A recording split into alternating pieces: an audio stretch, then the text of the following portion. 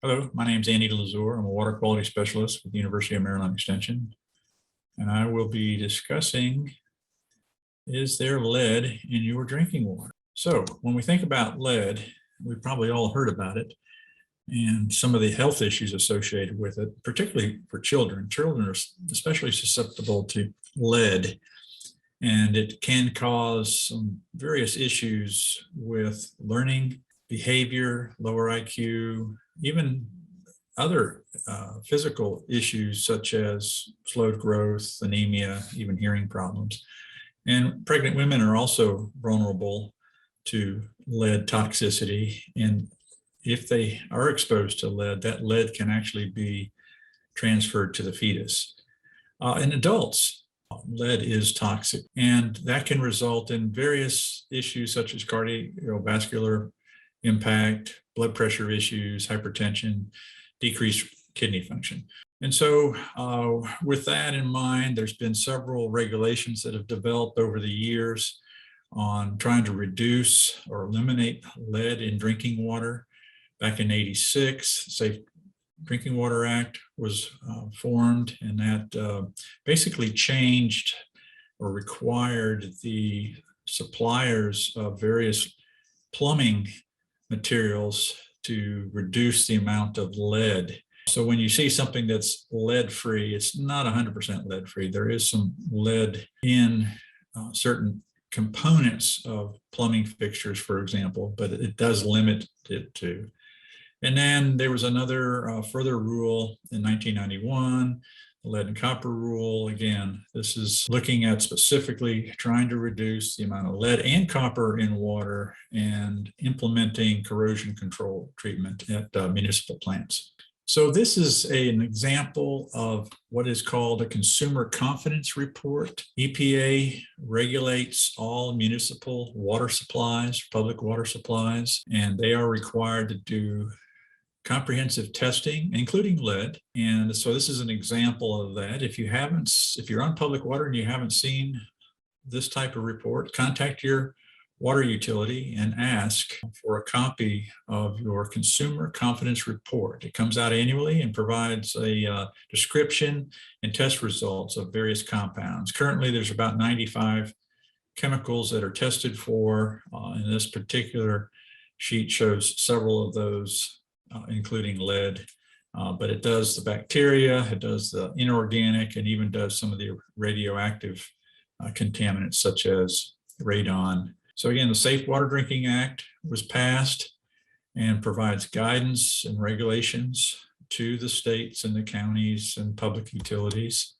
Maryland Department of Environment have a lot of information on specific drinking water regulations, so you can refer to those documents. It's important to note, though, that this only applies to public water sources. If you're on a private well, then it is your responsibility to do testing in any sort of treatment. So what is lead? Of course, lead, you wouldn't know you had lead in your water unless you tested for it. And the reason for that is it's colorless and odorless.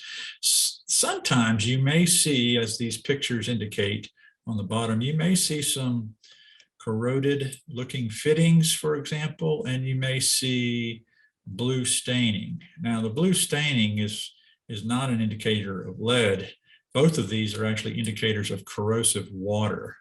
So if you have corrosive water, and we'll talk more about that, that can lead to the lead and copper leaching from the various plumbing, whether it's pipe or fixtures, solder that's used, etc. So again, you wouldn't know it unless you test for it, but you may see some of these indicators. And it's also, again, important to note, because of the health issues, there is no safe level of lead exposure. Lead is not in the groundwater. It is coming from plumbing fixtures, particularly older plumbing fixtures. Years ago, pre-1984, lead pipe was used as a plumbing supply. Of course, now there's also copper, and then there's PVC materials, etc., which wouldn't have that. So this is a nice infographic from EPA that is referring to the source of lead in your drinking water. Again, it's coming from various sources within the plumbing, whether that's your service line That's from the main line out at the street and your service line that you're responsible for as a homeowner. Could be in that, it could be in various fittings, copper pipe with lead solder, for example. Again, even galvanized pipe can release with corrosive water, release lead and zinc and others. So again, it really depends upon the plumbing. So older homes, pre-1984, there is a chance that you have higher lead concentrations in your plumbing. And therefore, if you have corrosive water, then it is susceptible to leaching of these contaminants. So here's an example of lead pipe here on the left.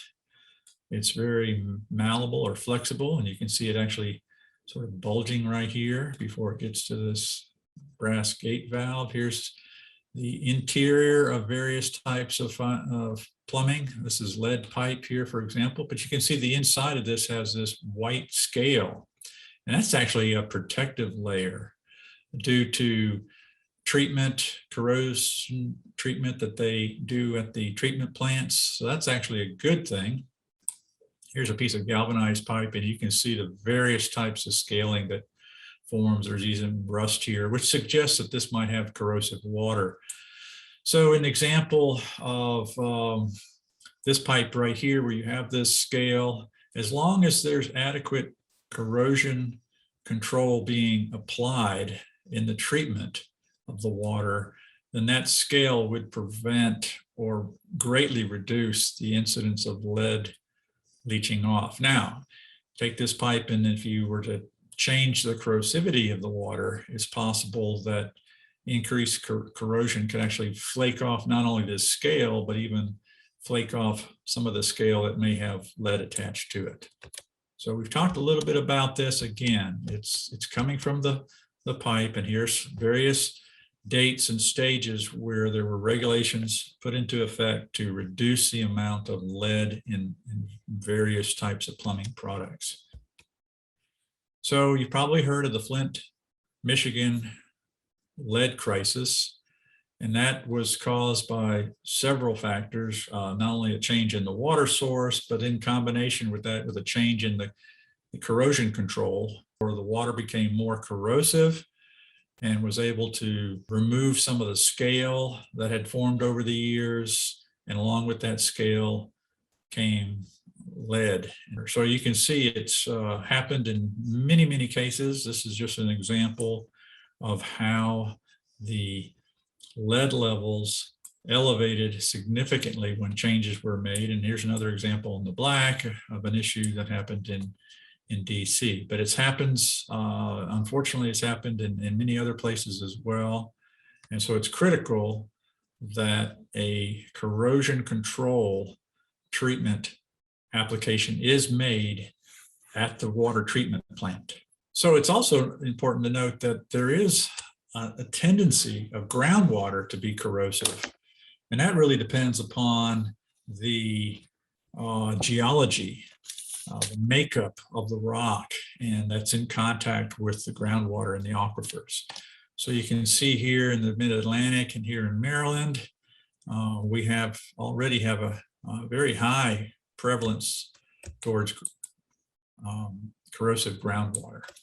So here's a situation, again, just re-emphasizing, where you have lead-containing plumbing, but if you have corrosion control inhibitors, you get this scale that's forming that protects the pipe from leaching out lead.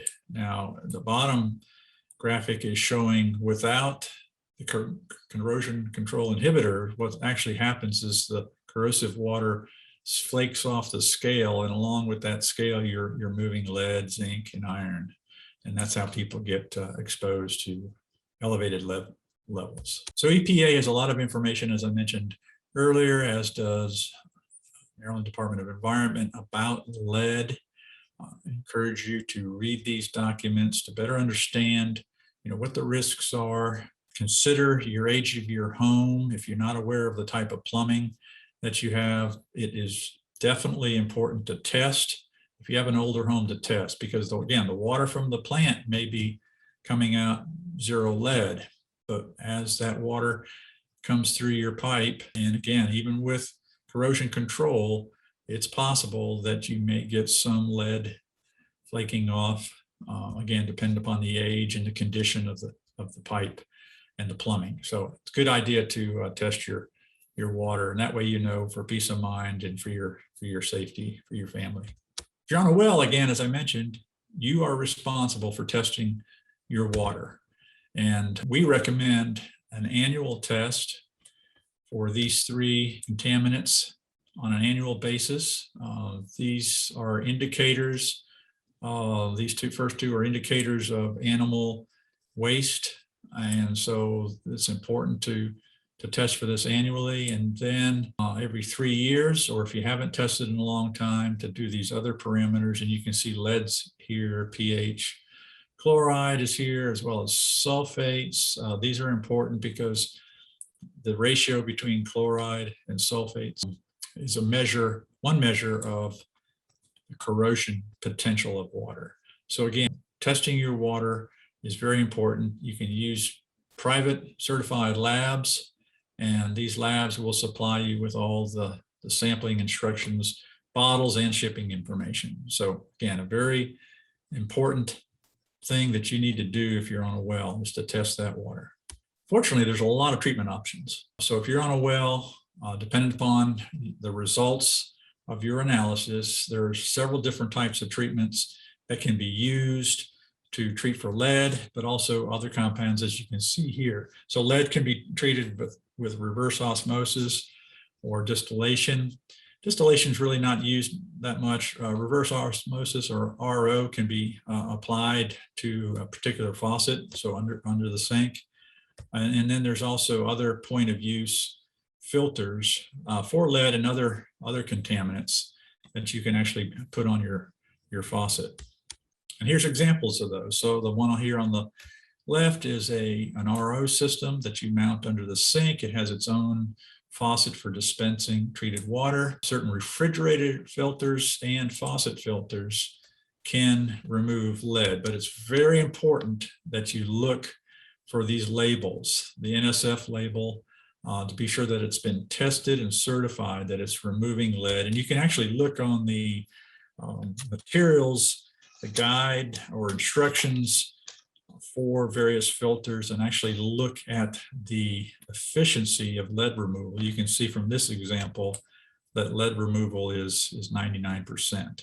And again, point of use filters, again, are applied directly where you are drinking and using water for cooking. There's no need necessarily to treat all your house water for showers and even washing clothes. So again, there's a wealth of information. We have several resources on our website. MDE and EPA has, again, a lot of information on lead and other contaminants. And then also a reminder, if you're on public water, to please ask for your annual consumer competence report if you have not been receiving that. It's very good information for you to have.